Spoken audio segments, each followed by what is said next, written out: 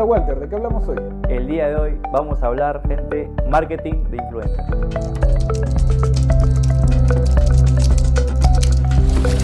Bueno, André, te voy a transportar al mundo del cine para un poco introducir este tema. Se ha estrenado Asumare 4, Asumare Los Amigos. Sí, claro. Y un tema ahí, ¿no? hay un tema bastante controversial. En cierta parte por el tema de Carlos Alcántara en ser director de la película. Hace poco comentó que se había entrenado por tutoriales de YouTube y eso ha generado rebote, ¿no?, en las redes sociales. Claro, de hecho hay videos de YouTube, de TikTokers, por ejemplo, que son comunicadores audiovisuales que están diciendo, bueno, sí, pues no, Tarantino no estudió, no sé qué, pero y respeto. Sí, y aparte de eso, me he dado cuenta de la tendencia que hay en el cine peruano un poco, de poner personajes quizá que no son actores, pero que son mediáticamente conocidos en ciertas plataformas, ¿no? Y eso también lo he visto transportado a veces en las redes sociales, por los influencers que tienen cierta llegada a un público que quizás una persona quiere llegar y quiere apuntar, ¿no? Y por eso te decía que Asumare ha sumado a un TikToker llamado Yossi, que no es actor precisamente, ¿no? Pero es conocido, tiene millones de seguidores y por algo lo sigue la gente, ¿no? Por algo tiene un público. Carlos Alcántara dijo, bueno, hay que utilizar a veces estos personajes para que la película sea un poco más mediática. Tú, ya transportándote un poco al mundo más empresarial o al mundo más de redes, ¿por qué se utilizan esto? ¿Es por lo que dice Carlos Alcántara o hay otros fines quizás aparte de eso?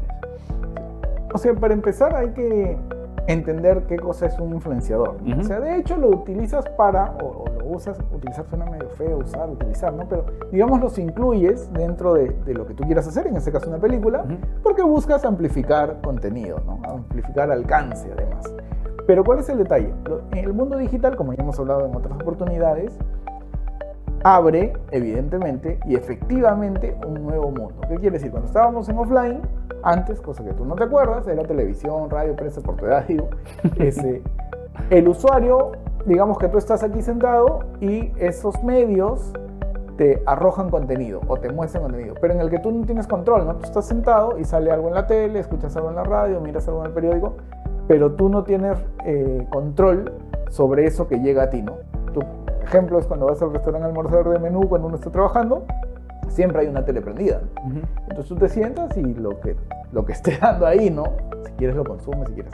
Entonces cuando se introduce el mundo digital cambia esa dinámica totalmente, porque tú para entrar al mundo digital tienes que hacer una acción, que es conectarte a la computadora y abrir la plataforma que quieras abrir para introducirte.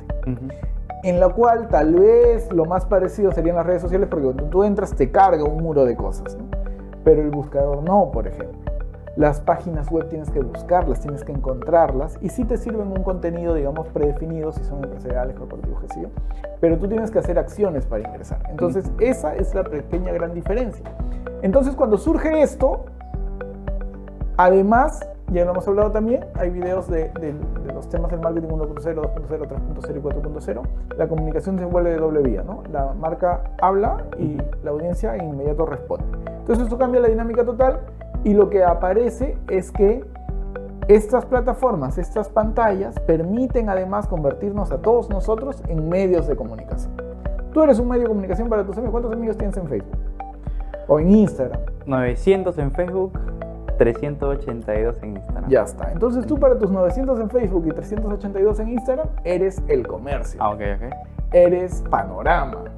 Eres quien tú quieras ser, ¿no? Eres un medio de comunicación. Entonces, a veces hay que entender eso, porque con esto vamos a llegar al influenciador. Entonces, el convertirte en eso, lo que hizo es que algunas personas se den cuenta y digan, oye, o sea que yo puedo generar contenido, ¿no? Y al principio lo vean como una válvula de escape. O sea, la primera etapa de los influenciadores en el mundo digital son los bloggers, blogueros, aquellos que crearon su web y escribían diferentes cosas. Hay múltiples películas al respecto, ¿no? Empezando por las más antiguas, donde era del bloguero, ¿no? La chica escribía su vida y la gente le gustaba y le comentaba y le empezaban a visitar, ¿no? Lo mismo se llevó a los periódicos, a los sites de noticias y demás. Entonces, esa primera etapa, una mirada de creadores de contenido que hacen sus webs y en esos blogs se empiezan a voltear, ¿no?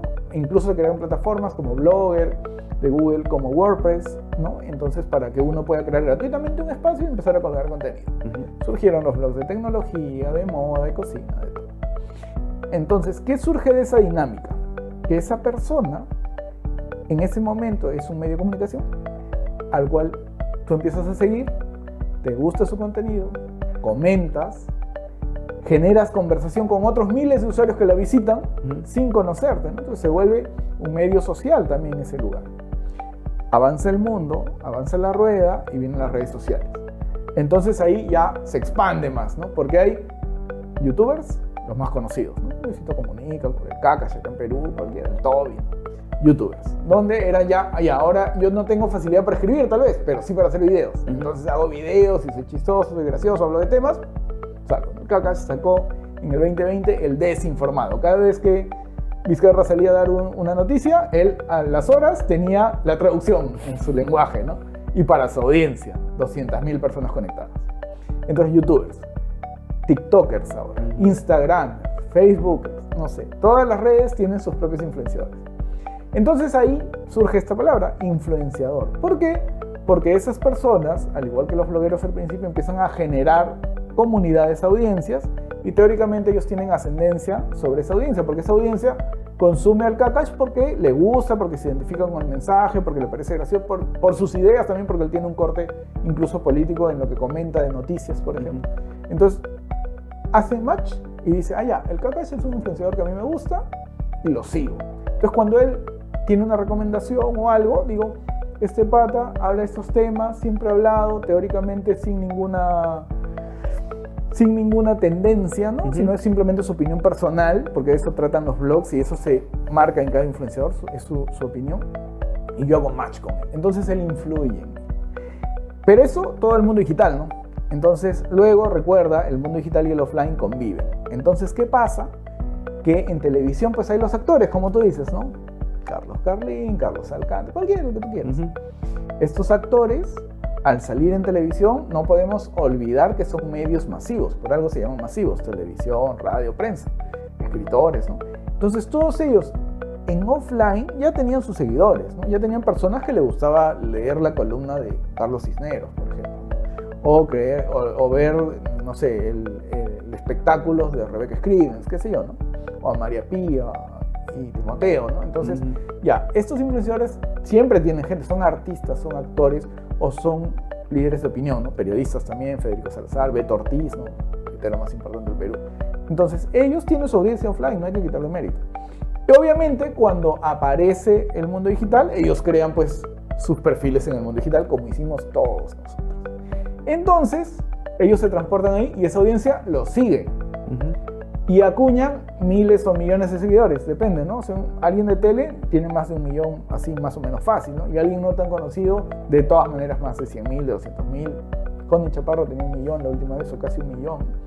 Entonces, yo ahí divido, ¿no? Como que hay dos tipos, o dos cortes de influenciar. Los que vienen de digital, los que nacieron en digital, y los que vienen de offline, por ejemplo. Y ahora, yo te hablaba de estos temas de influencer, y ya lo has diferenciado bien, ¿no?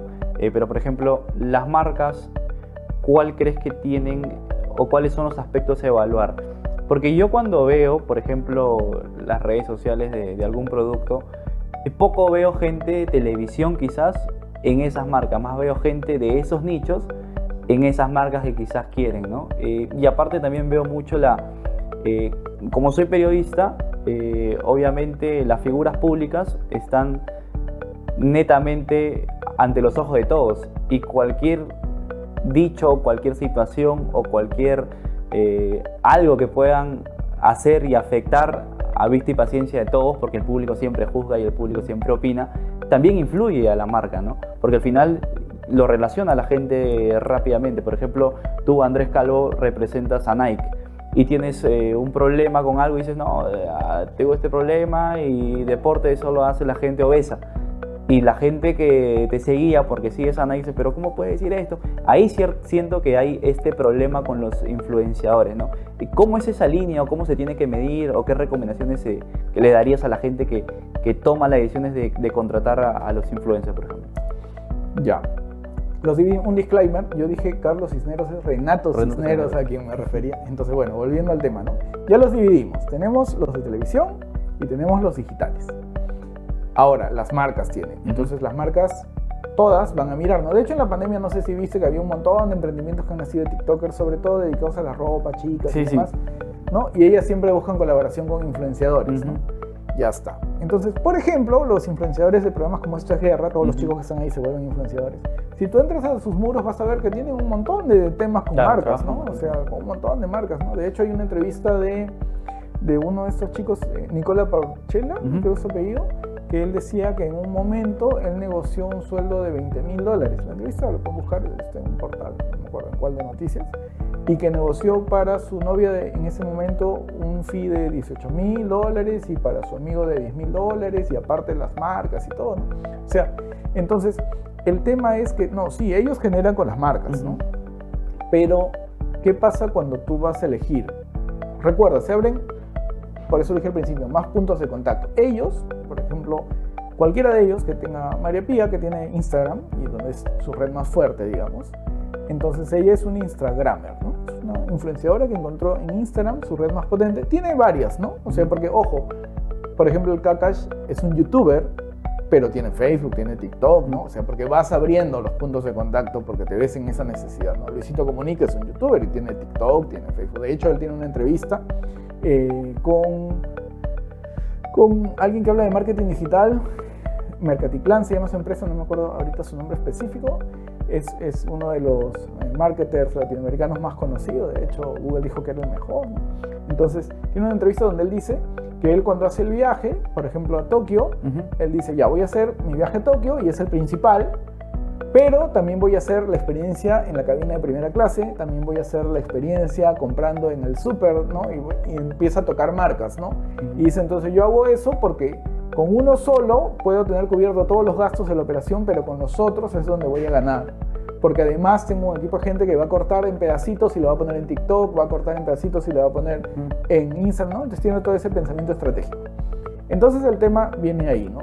Más puntos de contacto de estos influenciadores. Cuando hablamos de María Pía Copelo, que es un Instagramer, cuando tú entras a su muro, olvídate que estás en Instagram. Eso ya no es Instagram, es el muro del medio social María Pía Copelo, donde tiene unos contenidos, tiene una relación con su audiencia, se generan conversaciones, una dinámica particular, o sea, independientemente si es Instagram o Facebook, en el caso de ella es Instagram.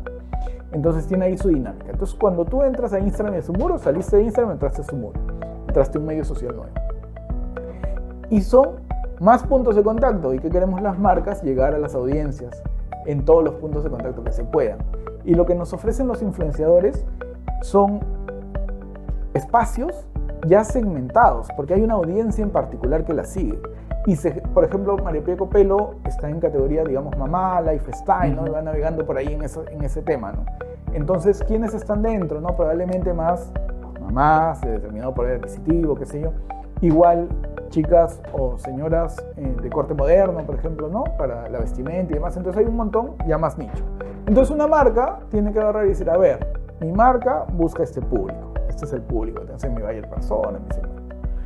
Entonces ahora, ¿cuáles son los medios que le calzan? Y en esa idea de medios puede decir, ya, voy a tener de red social Instagram porque soy de ropa y es categoría visual, ahí voy a poner fotos, videos. Ya voy a tener TikTok porque se me hace fácil hacer videos, porque en mi staff tengo modelos, qué sé yo. Ya. Así igualito dices, ya, ahora, ¿qué influenciadores voy a usar? Porque ¿qué medios de la categoría influencer voy a usar? Ponte María Pía Copelo. ¿Su audiencia es la que yo busco? Sí.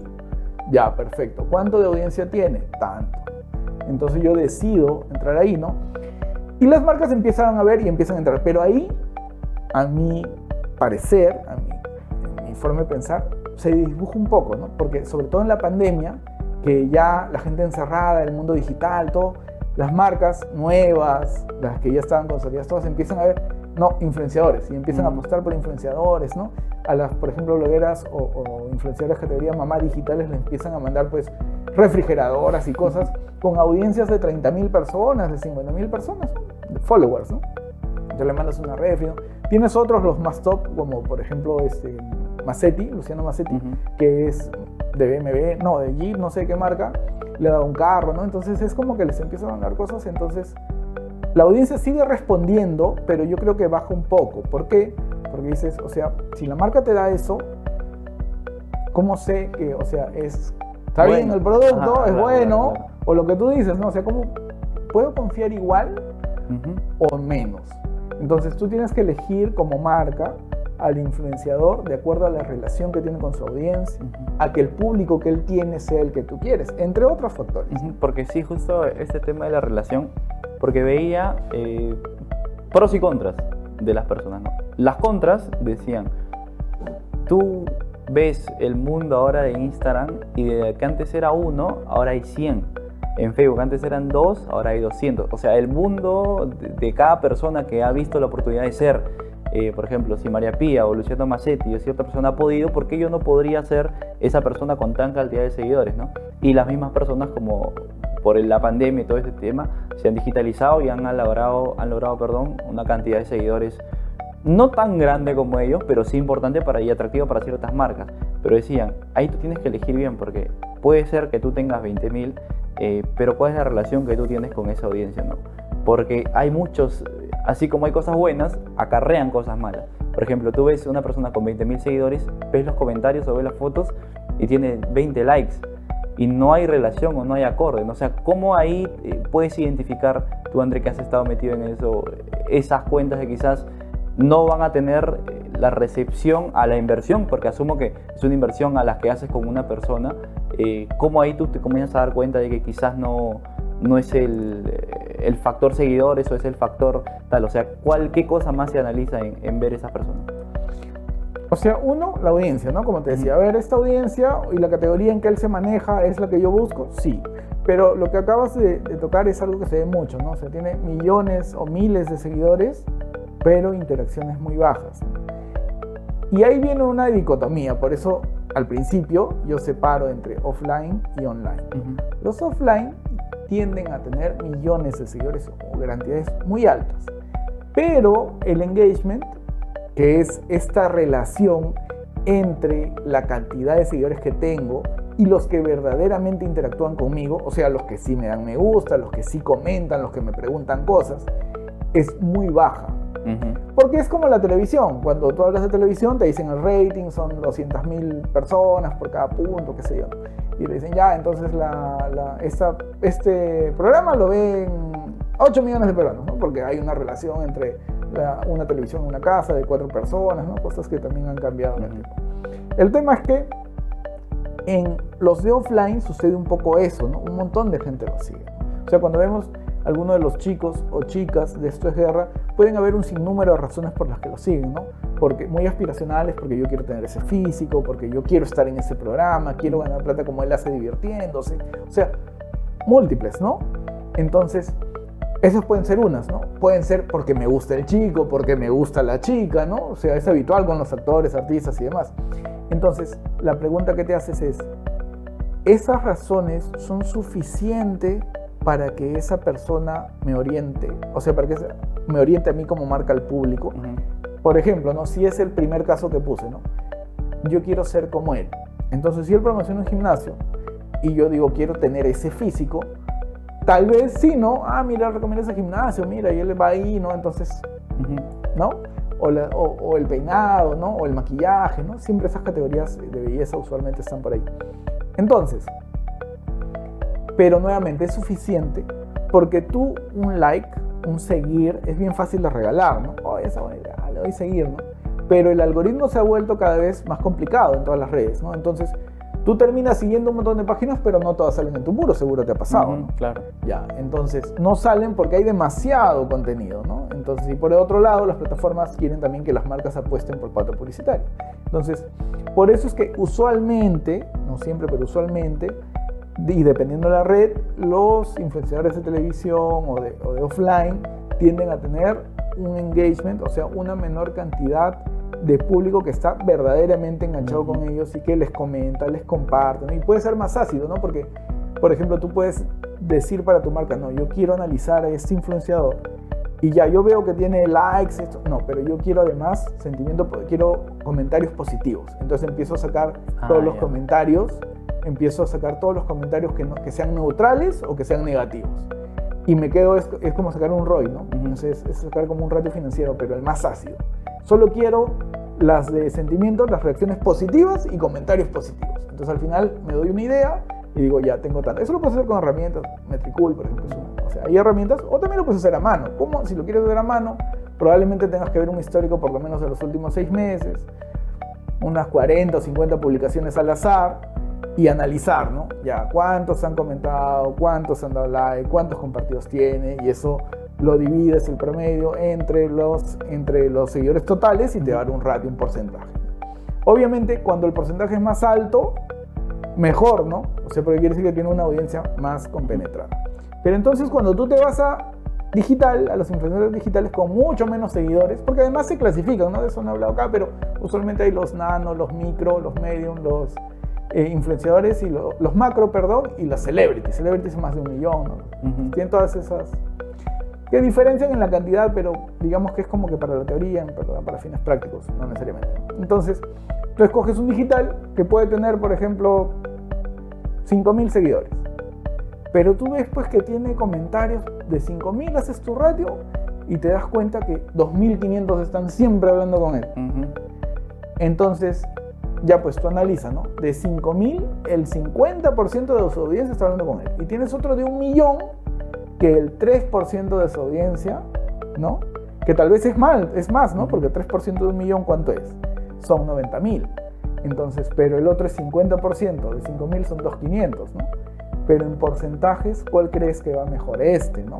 Porque además tienes el tema que cuando él siga creciendo su comunidad, ese ratio probablemente se mantenga. En cambio, en el otro siempre sea un 3%.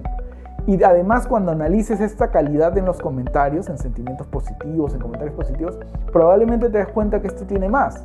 O sea que más allá de un like, más allá de un corazón, más allá de un me divierte, ¿no?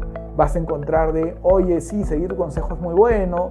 Sí, yo usé ese producto y sí, me parece cool, ¿no? Pero ¿sabes qué? Encontré otro que es en una tienda, ¿tú qué opinas? ¿No lo puedes probar? Entonces encuentras esa relación más personal. Entonces de ahí tú como marca tienes que decir, pero obviamente, lo que digo suena bien fácil, pero tiene ingentes cantidades de trabajo en tiempo, ¿no? Y ya para cerrar nada más, porque ya se nos va el tiempo. Hablo mucho.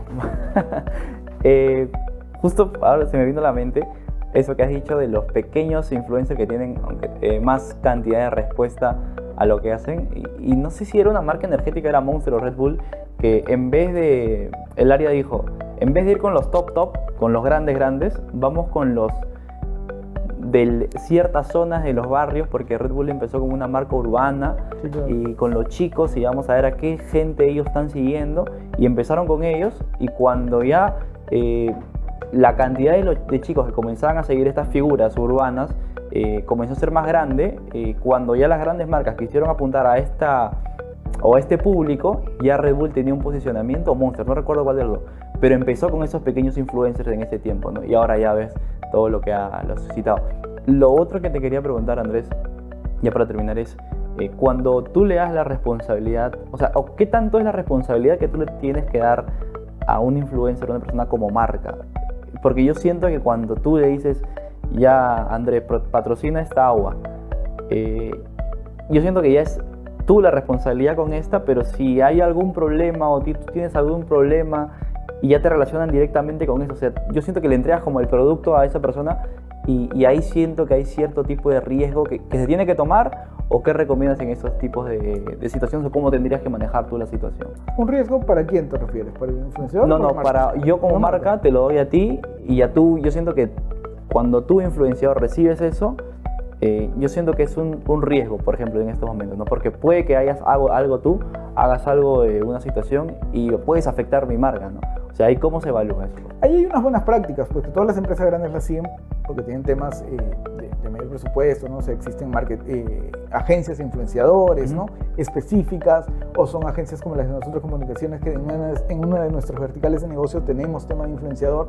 entonces, y nosotros cometemos o hacemos buenas prácticas. ¿Cuáles son? Básicamente, como tú dices, tú le entregas. Entonces, ¿qué pasa si ese influenciador hace un contenido que no va acorde con toda tu comunicación? Imagínate Coca-Cola y felicidad, y de repente a un influenciador se le ocurre hacer un video en el que llora, según él, de emoción por felicidad, pero al contrario, cuando tú lo ves te da pena, ¿no? Entonces, un ejemplo grosero, ¿no? Pero entonces puede ir en contra de tu marca. Entonces, lo que hacen las marcas, evidentemente, y que tenemos que hacer todos los que queramos usar o utilizar o generar una colaboración con un influenciador. Se llama colaboración ahora, porque recuerda, el influenciador, como todos nosotros desde que apareció el mundo digital, somos marcas personales, en el caso de ellos, marcas públicas, y tienes a tu marca, entonces tienen que hacer sinergia. Entonces ya viste que tienen el público, ya viste que tienen una audiencia cohesionada, o sea, hay comunicación, pero ahora hay que ver cuáles son los valores de esa marca, ¿están alineados con los tuyos? O sea, él, por ejemplo, tu marca expresa felicidad, ese influenciador expresa felicidad, tu marca es de la categoría urbana, ese influenciador está en la categoría urbana. Ya, esa es una primera pregunta.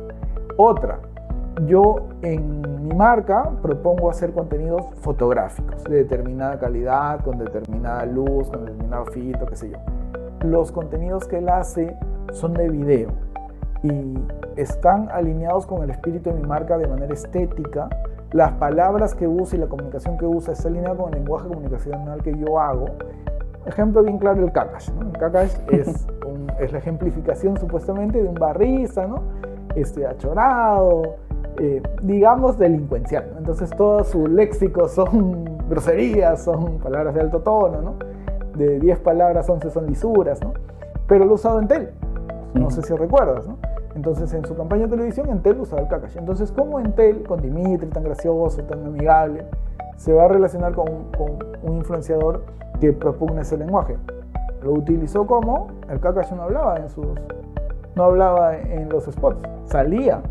Cuando hablaba, si tú te das cuenta, ya no estaba caracterizado como el Kakash, era Juan, que es el real, y él hablaba un poquito también, porque si no iba a disonar también. Entonces no habló pues en la marca.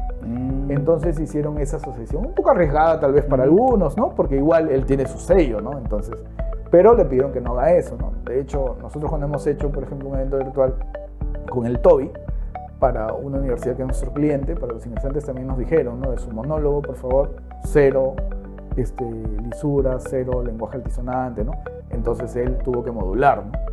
Entonces eso también deja buscar. Correcto, Andrés, clarísimo todo ahora esta conversación. Importante para toda la gente, así que hoy día hemos hablado de los influencers y el marketing. Un gusto como siempre, Andrés. Gracias, Walter. Nos vemos la próxima. Chao, chao. Chao, chao.